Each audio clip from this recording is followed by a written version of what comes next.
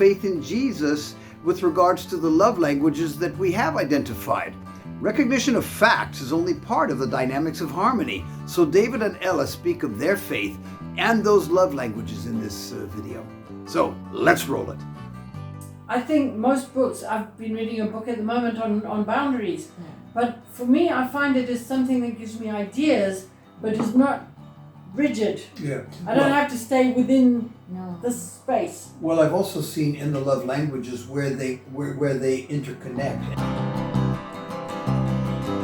And some of them have parts of one and parts of the other. Yeah. So it's not a cut and dried, you've got one of these five, you can have Bits and pieces of other ones. So Ella, how can you ensure that your marriage goes forward and does not get stuck in neutral or in reverse?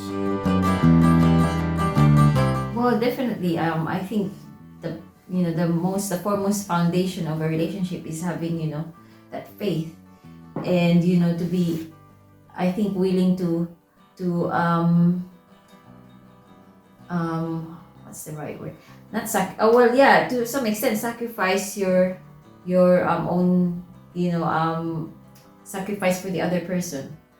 Like if you think about the other person, if you think about what would make someone happy, what would make someone that person doesn't even need to say this is what makes me happy, but you naturally see what makes fills his cup to overflowing, and you actually focus on that. And I think the way that we can bring that forward in a relationship is to just constantly checking each other out, having good open communication, and first and foremost is of course putting God in the center of everything. Come on. Okay. Because without him we won't be together. No, of course not. How about you, Davey? Is there something that you do that makes sure you don't get stuck in neutral or reverse and you keep going forward?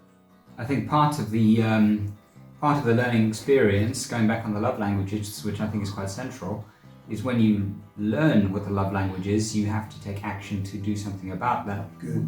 With that knowledge. So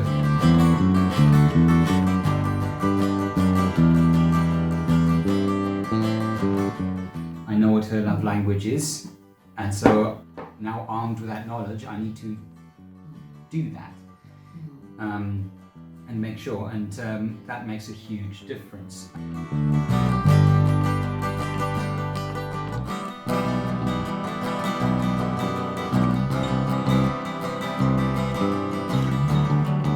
So, just as faith without works is dead, so are facts if they're not accompanied by action. And David and Ella expressed that quite well, I think. We've read in the Bible that it says not to let the sun go down on your anger. But is it as simple as that? That'll be next week's topic. God bless and see you then.